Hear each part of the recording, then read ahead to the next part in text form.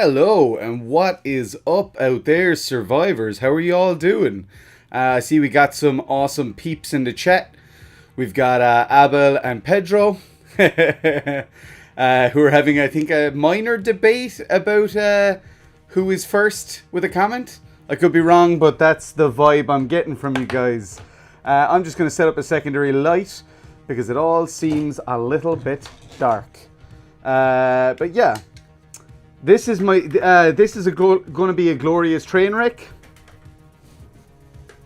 Brooker is in third. What is up, Brooke? Yeah, as I say, this is probably going to be a glorious train wreck. I've never done nothing like this before. So, as I say, I'm going to be doing the weekly Let's Survive news via a live stream, which is actually terrifying. Like, of all the videos that I've made so far, this is the one that I'm actually freaking out about. The most. So I'm gonna jump kind of straight into things here because I'm here to give you the news, and that's that. So and also I want to see how this shite works out. So also, if you can give me an update on my audio, like whether the background music is a bit overpowering or whether it's okay, because I can drop it down a bit. I can drop it down to about -34, I'd say, and we're probably still pretty good. But what I'm gonna do is a little bit differently to how I do the news normally. I'm going to show a trailer and then I'll discuss what we're talking about, okay? So, yeah, you guys will more than likely have seen this trailer before, but yeah. We're going to drop that, and hopefully this works.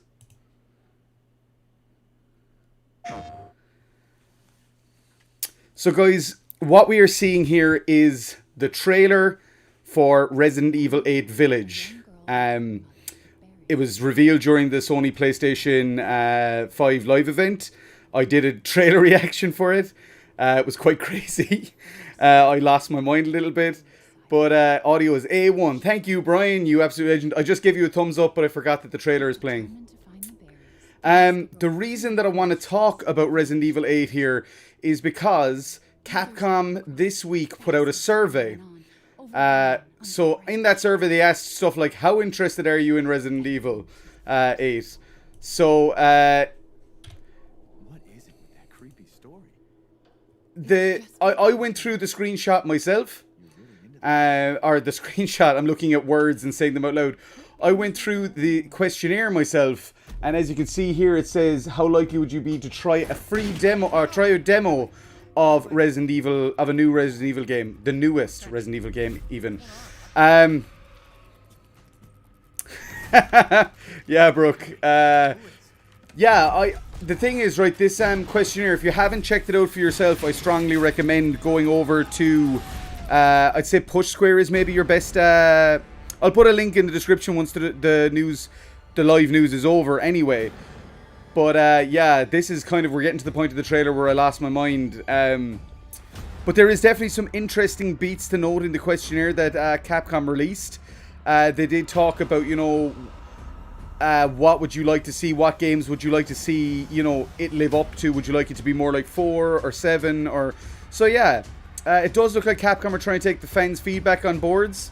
On boards? Yes, on boards. Agreed, Brian. Brian says, give me all the demos. And yeah, I would definitely play a demo of Resident Evil 8 on PlayStation 5. But there's some interesting tidbits in there about returning characters, returning enemies. So yeah, I strongly suggest or recommend checking out that... checking out the questionnaire on Push Square. There will be a link in the description after this news episode finishes. But yeah, I do think it's cool of Capcom to do this. They've kind of always done this. They've been very good with fan feedback and reaching out to fans and asking for support and like, what would you like to see, what would you not like to see. I do think it's pretty cool of them. They don't like... The game is probably so far along in development now that they really don't need to, but I mean, for example, one of the things that I suggested was, please put in a toggle between first and third person. That's all I really want, Capcom. Other than that, do whatever the hell you like. I will play it in first person. I absolutely will. But for all the people who more than likely won't, just give them that option. Brian Regan says, I would say the demo they released for 2 had a big impact in sales. I would agree with you. The one-shot, that was a very intriguing demo. I don't know if they'll ever do anything like the one-shot again, but it was a really cool idea. And again, the Resident Evil 3 had a demo as well. And then also, what we mustn't forget here is Resident Evil 7 had the kitchen demo, which was huge. There we go, Brooke remembered. Good stuff, Brooke. Yeah, like the 7 kitchen demo was massive. It was really well received. So, I mean, and also, in case you haven't realised, I'm dolled out in a little bit of Resident Evil attire. People who were on my stream last night will have seen it as well. I'm not smelly, it's just I'm not very active in lockdown. But yeah, I'm wearing these again today for reasons. I have an interview after this. Pedro said, "Bro, we can't even see Ethan's face. Let's say, or ever see." But yeah, I am excited about this. I'm excited that they're looking for feedback on Resident Evil Village, and that is something they actually talk about the title, and they say, "Would you prefer if this was called Resident Evil Village with no 8, or would you prefer if this was called Resident Evil 8 with the emphasis on that and not Village?" So it is interesting. It looks like they're even kind of trying to figure out how to market this the right way, which is it's a little bit bizarre. But I'm kind of in for it. Hey Tom, how are you doing? Yeah, I'm not going to be going too much into the chat, but I'm glad to see everybody here. Oh, Pedro says that's why you can't be third person. There's actually images out there of Ethan's face. If I'd known we'd get to this point, I'd drop an image in here. I mean, I could do it, but it would just kill the momentum of the stream. So I'm just going to forge ahead, right? Resident Evil 8 Village. Capcom have put a questionnaire out there for fans. There will be a link in the description after this video finishes. But also, you can head over to Push Square. Push Square is an awesome site. I'm great friends with the guys there. They were very kind to me back when I was a developer. And yeah, hop on over there and have your say on Resident Evil 8. Have your goddamn say. But yes, now we're going to move on to the next piece of news. And again, I'm going to be doing it in a similar format. We're going to hop over to a trailer. And yes, you can... Ooh, there goes the music. That means the trailer is going to start. Meow. So, that's the Wales Interactive logo, right? There we go. Wales Interactive presents. Oh, the volume for this one is a little bit louder. So I'm going to reduce that down a touch. Down to about there, maybe. Inspired by Welsh folklore. Does anybody know what this is? I covered it in one of my earlier videos, in one of my earliest news episodes, actually, funnily enough. Sound-based enemies. This is a game called Made of Scare. I am very, very excited for this game. It looks like everything that I potentially wanted Outlast 2 to be. And yeah, it's a small developer, Wells Interactive. But look at it. It looks super polished, super refined. I'm loving that inventory. It's very Resident Evil-esque. You can use audio as a weapon. This has just been on my radar for a while, and I've been kind of shouting from the rooftops about it, letting people know that it looks very interesting and very unique. But what is interesting, or what, like the reason that I featured it in this week's news episode, Scare, I remember. Yes, you do indeed, Brian. As we get towards the end of this trailer, I don't want to kind of jump the gun on it because we can discuss it as we move back. But yeah, I'll just shut up and let you guys enjoy this. It's pretty freaking cool, and that music.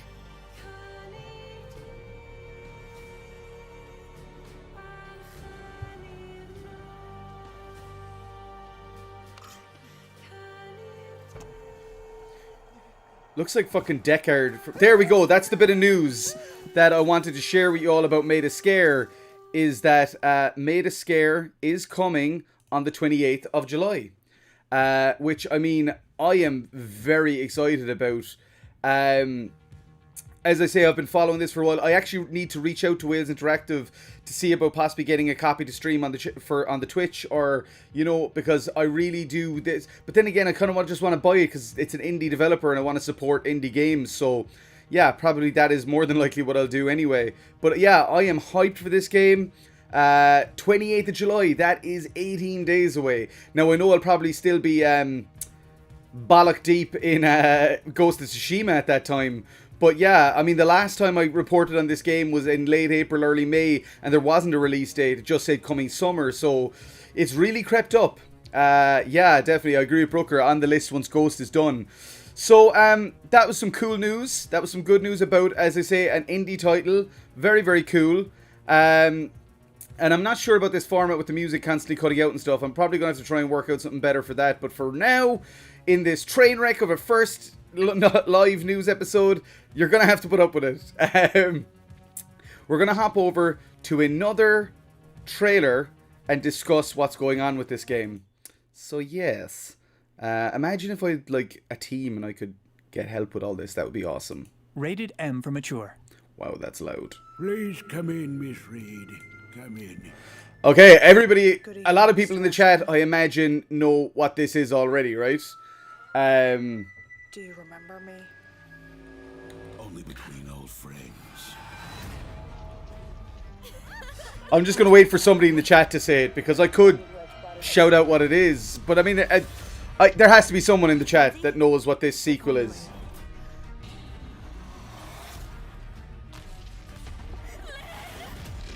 At last.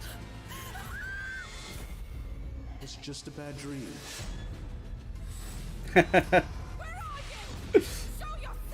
True, Semi.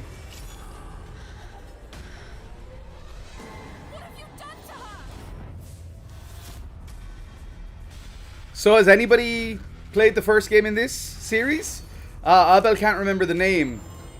So we'll wait on. But yeah, I think this looks absolutely great. Brian said I remember it, but can't remember the name. It's very much a Clock Tower inspired game. And I'm obviously a huge fan of Clock Tower. Got mad Giallo vibes. Give me all that Giallo, please. There we go, guys. Remothered Broken Porcelain, which is the sequel to Remothered Tormented Fathers. It's not really like Man of Medan at all. No, it's much more like Clock Tower or Haunting Ground. But yeah, like, this looks absolutely fantastic. And see, this is where we need to get into the sad news, okay? So what you just saw there at the end, it said, you know, Remothered Broken Porcelain coming August 25th. That is no longer the case. There has been a delay on Remothered Broken Porcelain. It has now been pushed back to October 20th. This is from the mind of a guy named Chris Darrell, who's a very cool designer. Brian said, okay, I was way off. Dude, it's cool. I feel ya. And Brooker said, man, I never played Remothered. Is it worth a bash? Funny story, Brooker. I haven't played it either. It's one that I've been saving for the channel. I've played the first 20 minutes of it on my Switch. And then I went, no, this is interesting. I want to play it on the channel. So that is up probably after I do Observer on the Twitch. I'll probably move on to Remothered.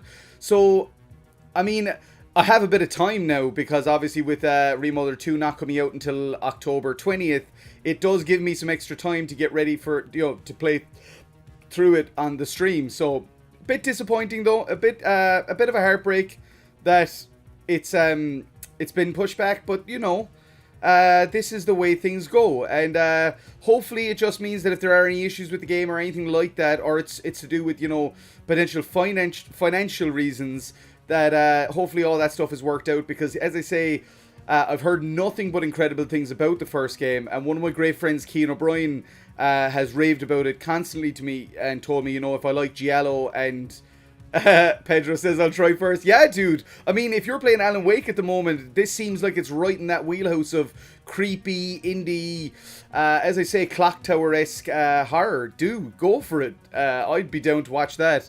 We're gonna keep on the indie horror train. You know, the train that goes choo choo. I don't know, I didn't have a joke for that. I thought I was like, come on, brain. Someone in the chat will have a, you know, indie horror train joke for me. Sucks it's out a week before Little Hope the competition doesn't hurt it, or Dark Pictures. Yeah, it's a bit weird that all of these are being delayed back into October. I don't know whether it's to do with the shipping logistics issues that are still happening or what, but yeah, it's frustrating. And like you, I also, in saying that, I mean, the first Remothered, as far as I'm aware, came out alongside something big, and kind of, it has its fan base, you know. But like you, I hope it doesn't hurt Little Hope, because that also, oh, I got an itchy nose, that also looks absolutely class. But yes, I am going to... well, actually, funnily enough, Remedy at that time were very much an indie studio. I mean, Alan Wake, Microsoft paid for everything, but I mean, they were still actually an independent studio. This is where indie studio gets kind of messy in title. Epic Games, who make Fortnite, are the largest independent studio in the world. You know? So, yeah, I'm going to kill the music. It's dead. And we're going to check out this trailer. This is something very different again. This is more in the very much indie wheelhouse. Ooh, you grab Deadly Premonitions. Rockstar paid for it, but again, Remedy were independent. Only because I gave you a particularly strong medicine. In this game, you play as a young boy who has been kidnapped by a psychopath and is trying to escape. We're just going to continue the operation. Pedro, the word indie stands for independent, which means like you're not controlled by a governing body. And yeah, in those cases, those games aren't that, like Max Payne and so I will get to this in a sec, but I'm just going to address what Pedro's saying. Yeah, those games are not independent games, but what I said is Remedy are an independent studio. And that's true. I'm not sure if they are anymore. I think they were bought recently by Epic, possibly. I am so excited to get Deadly Premonition 2, Brooke. But yeah, the reason I showed the trailer there for Don't Be Afraid, the first toy, it's a indie horror on Steam. An independent / indie horror on Steam. You can add it to your wish list, but even cooler than that, the prologue is available to play right now for free. I haven't played it yet myself because, as I say, this is stuff that I'd like to save for the channel. I might record a video art sequence. Abel said, if that's the first toy, that probably means there are more toys incoming. Not sure how I feel about that. I feel you, buddy. I'm right there with you. But yeah, it's coming from Broken Arrow and Hydra Games. As I say, you can add it to your wish list. If you have a PC, you can download and play the prologue right now. Looks really interesting. If it's indie horror that you're up for, that you can't get much more indie than that. To go back to our indie discussion. Yes, our wish list, as Abel just pointed out. Couldn't agree more, my friend. Depends on what toys they are, Abel. That's from Sammy. Guys, we're getting to my favorite thing that I want to reveal, and I think I'm going to shut up for this whole trailer and we can just discuss after, because oh my god, you do not know. I wish Barry was here. I don't see him in the chat, but I think he's on a film shoot this weekend. I recommended him for a shoot. And oh, Pedro's got to go. No bother, buddy. Thank you for stopping by. Yeah, I wish Barry was here for this next thing, but it's dedicated to him. And yeah, I am so excited for this game. Let's go. Let's do this.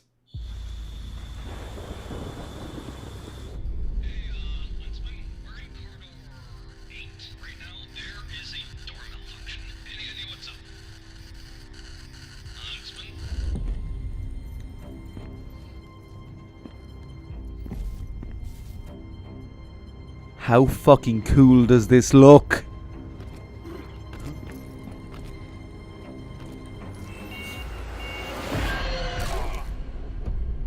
Dinosaurs!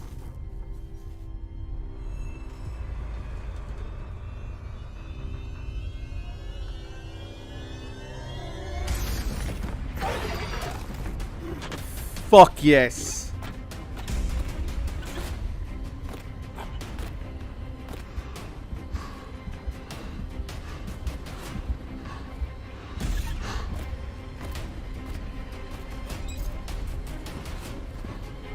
Oh, I wish, Sammy. I wish, but... Yeah, Brian! Whoop, whoop! I wish, Amy. I wish.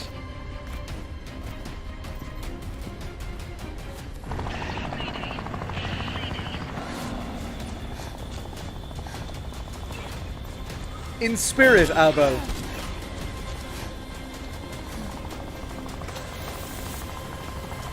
Oh, I'm loving that everybody's getting so fucking into this. Yes.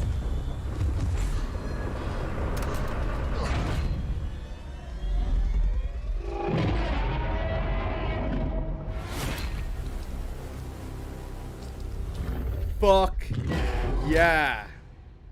Guys, I found this game the other day, and when I found it, I was like, this is everything that I want.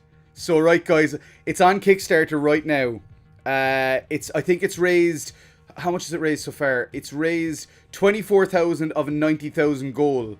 It looks so good, right? To give you some background, it is a co-op, a 3-player co-op, survival horror dinosaur. It's kind of like, Brian said, Alien Isolation meets Jurassic Park, or with dinos. Yes, but it's also got a lot of Monstrum vibes because it's procedurally generated levels, which means that your objective changes every time you play. It's got a story like the World War Z game in that there are objectives and stuff. It's not just a kind of like drop into a map and play it and that's it. There is an actual story to follow. I cannot wait to play this on Let's Survive Together. They're talking about early access on Steam in 2021. At the very start of 2021, January 2021, I believe. It's from Jaw Drop Games. I think that this is maybe the most hyped I've been about a Kickstarter game in a long, long time. Because as I say, dinosaurs, horror, co-op. I'm fucking there. I'm so there. Like, that is everything that I love. But yeah, like, I'm so glad to see that there was such an uptick in excitement in the chat as that trailer was playing. I'm going to reach out to Jaw Drop Games and see if there's any potential, you know, based on the feedback here, to get a preview copy or something to check out in advance, because I mean, I am pledging to this Kickstarter 100%. It looks so unbelievably good. So yeah, that is Deathground. And yeah, I'm very, very hyped about it, in case you didn't notice. I'm going to hop on now to talk a little bit, and you're going to be like, Paddy, for God's sake, have you not talked enough about this? You kept Brooker for 6 hours the other night. You kept Brian O'Regan for 2.5 hours a couple of nights before. And you did an hour-long review about it. I'm going to talk about The Last of Us 2. But what I'm specifically going to talk about is the sales. So The Last of Us 2, I don't know if you all heard, but The Last of Us 2 has broken all kinds of Sony sale records. Look at Abby, or Ellie looking at me from over here. Yeah, The Last of Us 2 has broken all kinds of PlayStation sales records. In its first 4 days, its first 3 days on sale, it sold 4 million units. And that's just hard physical copies. The digital figures have not been released yet. I bought it digitally and physically because I was that friggin' excited. And yeah, the thing is, there was an 80% drop-off on sales the week after release. I'll get to that in a sec, Brooke. Yeah, the 80% drop-off. People are saying that, you know, the haters of the game are saying that this is, you know, it shows that the game is garbage and trash and all the rest of it. The thing is that I believe it was, I should have this information in front of me, but there was another Sony exclusive that had an 80%, well, 78%. Uncharted 4, I think, had a 78% drop-off 1 week after sales. I've now done 10 hours podcasts on it, Brian, so I feel ya. I've spent nearly as much time talking about the game as I did playing it.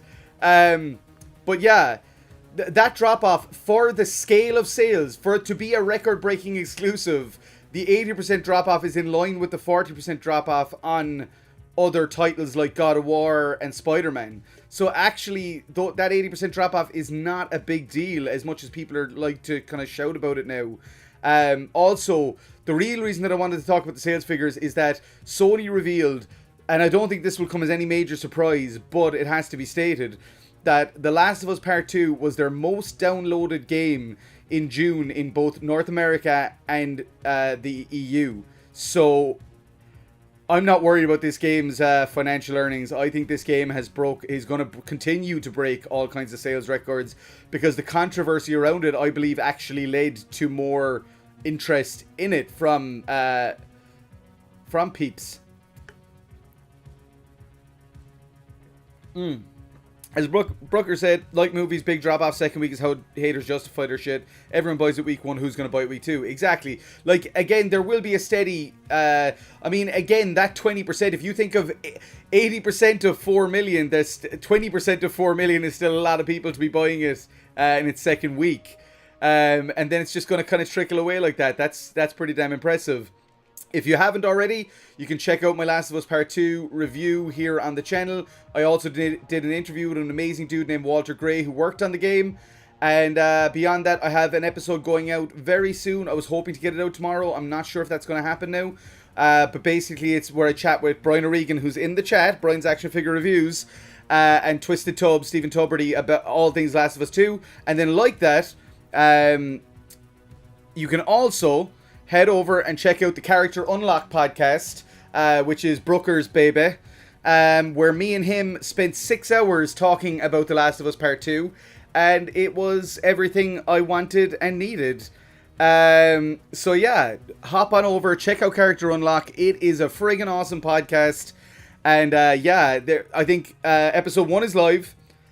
Part 1 of our Last of Us 2 chat is live. Part 2 is going live.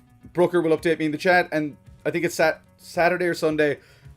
Part 3 is going live Wednesday. I've probably butchered it. Brooker can update me. This is why live news can actually be a good thing. And Amy says, can't wait for part 2 of the podcast. Thanks, Amy. It was a hell of a lot of fun. That, as Brooker said, he said 6 hours, didn't realize, just felt like being down the pub. It flew by, guys. It flew by. It was like the shock when I realized that we had been speaking for that long. I thought we'd been talking for like 2.5 hours. I was like, geez, 3 hours maybe. I was like, this is maybe the longest I've talked about this, but like, it was incredible.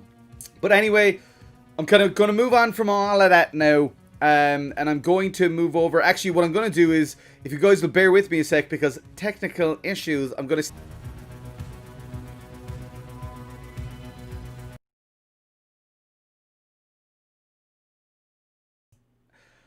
Okay, this is where the train wreck starts happening. I want to do, for Community Spotlight, I want to highlight a friend of mine's YouTube channel. He is a super supportive dude, and his name is Casual Strats for a...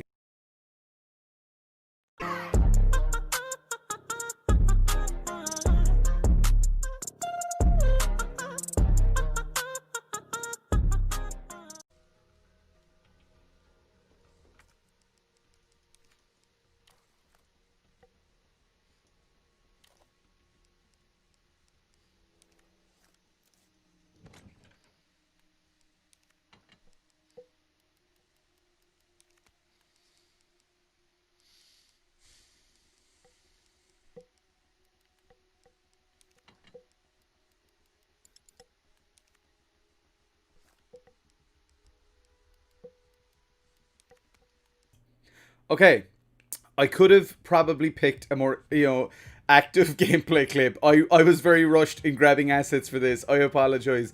But I can tell, also, this is a filler episode that Kaz put out.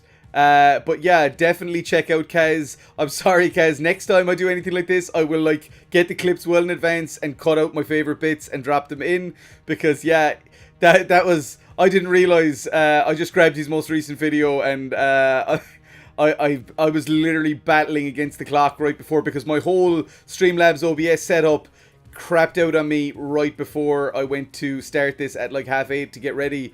And so yeah, but yeah, Kaz is great. He's doing some really cool, interesting stuff. He's only going to get better. He's only going to keep improving. And he's also, as I say, very supportive of me. He comes on my Twitch streams. He comments on a lot of my videos. He's a good dude, and he is a good content creator, and I would recommend supporting him. And like that, I like talking about good, supportive content creators. I'm going to talk about this lad.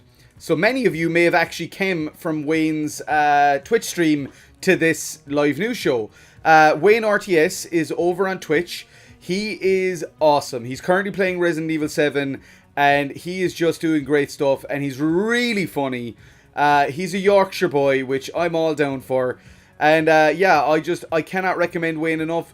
Obviously, with Twitch being a very different medium, I couldn't grab footage. But what I can say is just pop on over to Twitch, type Wayne RTS into the search, and give his videos a quick check. And if you like what you see, hit follow, and stick around on Wayne's videos because he's a good dude and he deserves your support.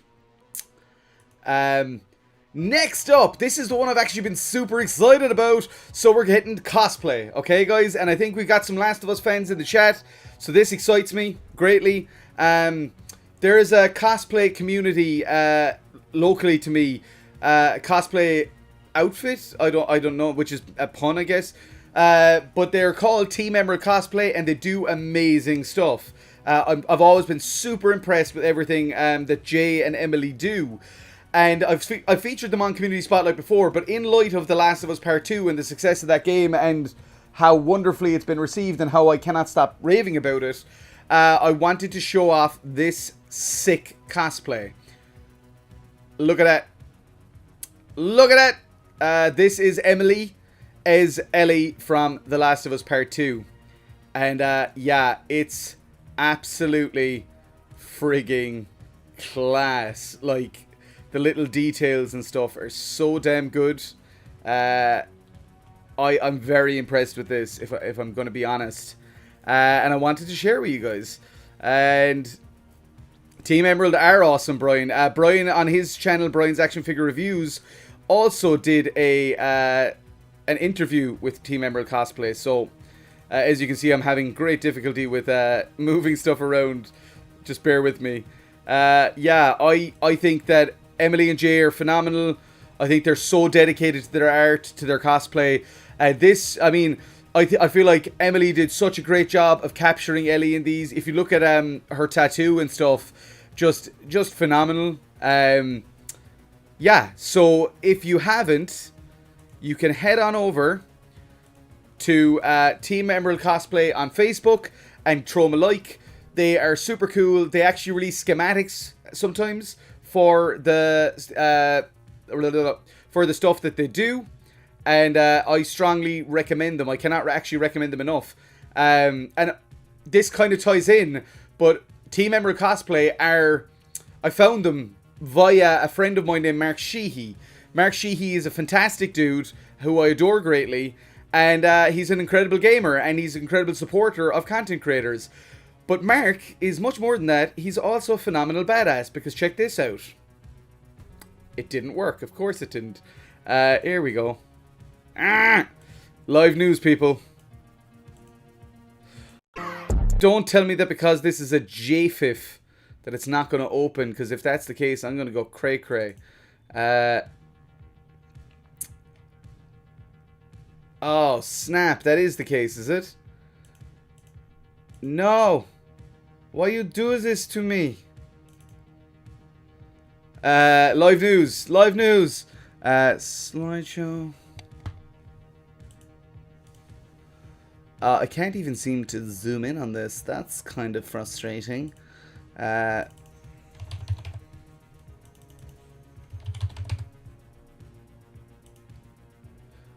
Right, I want this to work because Mark deserves this because he's awesome, and I'm probably losing viewers for this, and I am sorry, but I want to do this right. My papa always said, if you're gonna do it right. The other day, Mark Sheehy 83 on PlayStation and on Twitter, I believe, he got the Platinum Trophy in The Last of Us Part 2. I think he's the first person in my direct community to do so. And what an absolute legend. And I wanted to give Mark a shout out. He's the guy, as I say, he's been incredibly supportive of everything that I've done, from my game dev days, through my filmmaking, through to this content creation. And he is just such an incredibly supportive person. And I'm just blown away. He now has a Platinum Trophy in The Last of Us Part 1 and The Last of Us Part 2. Brooker, you'll be getting featured next week, so I am miles away from the Platinum Trophy, guys. It's going to take me a friggin' lifetime. But I'm down for it. I'm down to keep going and take my time with it.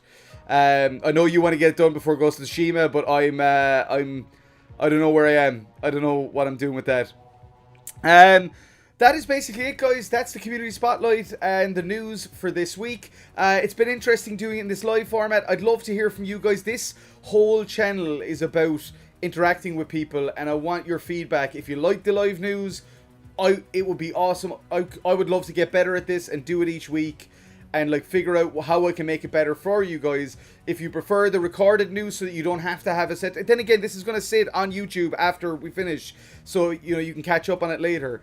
But yeah, if you preferred the cut format with the text popping on screen and all that stuff, I'm down to do that as well. But yeah, yeah, like I really, really want and value and appreciate your feedback on all this stuff.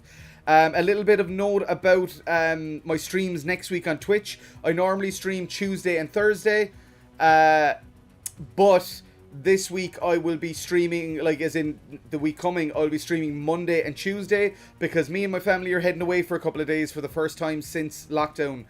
Just down to Kerry to visit my mother for my youngest daughter's birthday. So yeah, instead of streaming on Thursday next week, I'll be streaming on Monday night. And that'll be my first Observer episode. And then Tuesday will be Dead by Daylight. And Sammy says it's looking good. Thank you, Sam. You legend. Really appreciate it. I'm just trying to think here. Yeah, the schedule, as I say, generally it's Tuesdays and Thursdays, 8:30 p.m. But it'll be Monday and Tuesday, 8:30 p.m. next week. And yeah, I'm loving the Twitch stuff. I haven't had a lot of time to edit the Twitch stuff and release on YouTube, but it's coming. Just if you're interested, subscribe, stick around, and you will be notified as soon as this stuff drops. Oh, and thanks, Brooke. And thank you, Sammy. I hope we do as well. I think we've earned it out of lockdown now with Kathy working all the time and me working on this stuff all the time. I think, yeah, we deserve a couple of days peace. And thank you, guys. Thank you so much. That would be a really tasty space to drop if you want to donate. No, thank you guys. Donations have been incredible. You guys have been so supportive and everything over on Twitch that I couldn't ask for more. I couldn't ask for a better group of survivors who are into this content and making this something that, you know. And thanks, Brian. Brian said have a great time, dude. So finally, kind of, I just want to draw your attention as well to the interview that I put out this week with Joe Ockman. Who is a voice actor who's been in Red Dead Redemption as Harold McDougal. He's been Zeppeli in JoJo's Bizarre Adventure. He's been in Kingdom Hearts 3 as Jiminy Cricket, and he is a wonderful human being. I cannot stress this enough. So good. And that interview has been one of my favorites to date, because we start out just laughing and joking and nerding out about stuff, but we go to some very deep and very serious places. Joe talks about having Bell's palsy, which half his face paralyzed, when he got a call back for an audition, and to hear his story about that as an actor, it would be incredibly inspiring. And I'm really looking forward. I'm going to have Joe back on the show because he's also an acting coach to some incredible. If I was to drop the list of people that he's been acting coach to, it would blow your friggin' mind. We're talking actors in Marvel movies here. It's staggering. But yeah, Joe is phenomenal. And as I said earlier in the episode, the reason I'm dolled up in this attire is because I am going on an interview in just under 2 hours with Leon S. Kennedy, Nick Apostolides, who played Leon in Resident Evil 2. And I am so incredibly excited. I would like it if you guys... I obviously can't take a barrage of questions, but if you guys have one question each or anything that you would like for me to ask Nick, I will try and get it in. Tell him that it's from the community. So if you have any Resident Evil 2 related questions for Nick Apostolides, please let me know. Because in the chat ASAP, so I can take a note of them and get them ready for this interview. But yeah, I think it's kind of funny that I'm turning up to our interview in a Stars hat and an RPD. Yeah, I'm not a fanboy at all. What are you talking about, Nick? But yeah, guys, the caliber of people that I'm getting to interview for the show is insane. People have been incredible. I'm hoping to speak to the game director of one of the biggest PlayStation exclusives of the last generation very soon. And that will also be just absolutely phenomenal. Are you ever going to be able to interview him without... Absolutely, man, because I always remind myself that these people are just us. They're just the exact same. We're all nerds. We're all geeks and we all love this stuff. And that's why they do it. That's why voice actors are voice actors, is because they grew up doing voices off cartoons and stuff, off Transformers or whatever, you know. So I just remind myself of that and I'm all good. Generally. I say that now and I will absolutely fangirl out when I get on the call to Nick. But yeah, as I say, I'm not going to be on the stream for much longer, so if you do have any questions that you'd like me to ask Nick, just let me know in the chat ASAP. Sammy says she's just be happy to watch, and Brooker just, as I say, asked if I was going to cry. Probably. I cry at everything. You know this. I nearly started crying multiple times during our Last of Us conversation on Character Unlock. Yeah, I'm digging this live news setup. It's different. It's fun. So yeah, as long as the community enjoys it, I'm happy to keep trying to do this with the news, because it also makes my life a touch easier because I don't have to edit it. I just come on and talk to you guys. I do have to do a lot of prep for it, but I have to do a lot of prep for the news anyway, so it doesn't change my life too dramatically in that sense. Also, if you guys are up for it, as I say, I have under 2 hours between now and my interview with Nick. I would be happy to bounce over to Twitch for like half an hour and play some, I have a Streets of Rage. Oh my god, guys, I forgot one community spotlight. Oh my god, I gotta get this in there. I'm so glad that you guys reminded me. I know you didn't technically, but you being here did, and mentioning that did. Oh shit, where is it? It's so good. It's fan art, and it is sick fan art, yo. Oh god, I'm so excited for this. Can't believe I was gonna forget. So these come courtesy of a person on Twitter called Einsburn. Oh no, go away. Right? Justice for Alice. Yeah, these are... Einsburn is an artist over on Twitter and who has done these incredible Silent Hill beat 'em up style artworks. So, why is that? This is all gone P-Tong, lads. I've broken it. There we go. So that was the Silent Hill 4 one.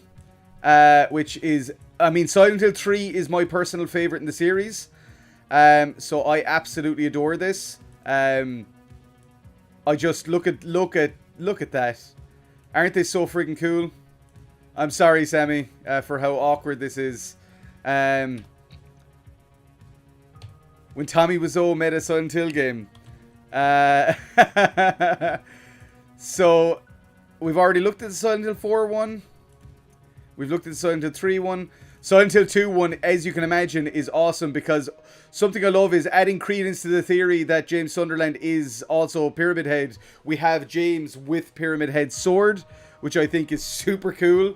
Maria looks awesome. And Einsburn gave me permission to show these. I reached out to Einsburn on Twitter and said, is it cool, you know, to show these off on my channel, and Einsburn was like, absolutely. So if you want to follow Einsburn, it's _EINSBERN, and it's yeah, their work is friggin' amazing. Silent Hill 1, look at this. I'm not quite sure why Harry Mason has a katana, but I'm in for it. James is swole AF, Abel. This would totally be these characters in Marvel vs. Capcom. To answer Brian O'Regan saying Silent Hill versus Capcom, I agree. I love these though. I really, really do. And so yeah, the last one is just all 4 pieces together. And like, how could you not just be like? How could you not just love this?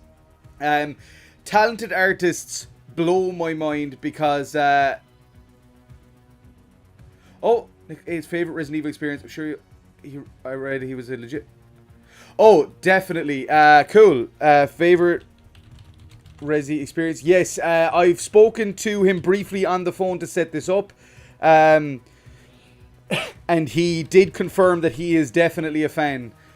Ooh, Brian, that's a great shout. I might reach out to Einsburn and see if that is something. I might commission and throw a couple of bob to actually do some Last of Us ones of these, because that would be absolutely epic. That's a fair point, Abel. Yeah, Heather does have a... Yes, they were! Oh my god, I can't believe I forgot that. Yes, they were very cool unlockable weapons. James did not unlock the Pyramid Head sword, though. That was definitely just because of all those fan theories about him being Pyramid Head, right? What did, is it Henry in Silent Hill 4? Oh yeah, he has a chainsaw in the game. And the bad guy, Tommy Wiseau. But yeah, like, check out at _EINSBERN and give her a follow on Twitter, and I will definitely reach out and see about commissioning some Last of Us pieces. I'm also commissioning some of a Nemesis art piece from Nick Apostolides, the voice actor of Leon. So he's an amazing artist. I featured him on the show before, so you can go back and check out the old news episodes if you want to see some of Nick's art. But yeah, guys, that is it. Excuse me. I don't have the Rona, I swear. I just have been talking a lot and vaping a lot. So, yeah, true. But I do, yeah. I like to think it's the fan theory. Abel showing his awesome Silent knowledge. Legend. Guys, that's it for this week's news. I've been on for 46 minutes. Where has the time gone? Usually the news episodes are like 15. This is why people might want them as recorded episodes and not live. But I am happy to do it. You guys let me know. Please sound off in the comments on this video when it's sitting on YouTube. And let me know whether you want me to do it in the traditional format or you want me to do it live, because I'm down for whatever the hell ye want. That's why I'm doing this channel. And also, I'm guessing most of you guys are already subscribed. But if you, just by whatever freak chance you aren't, please hit the subscribe button and stick around. I love seeing this community grow.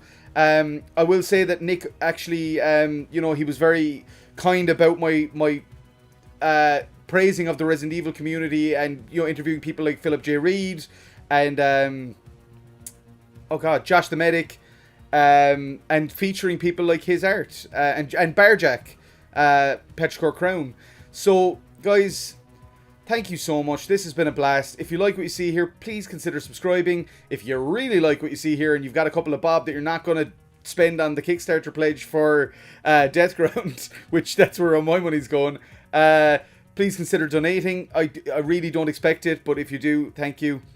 And yeah, guys, love you to bits. You're all amazing. Thank you so much for being here and being part of this, and hopefully it will only get better from here.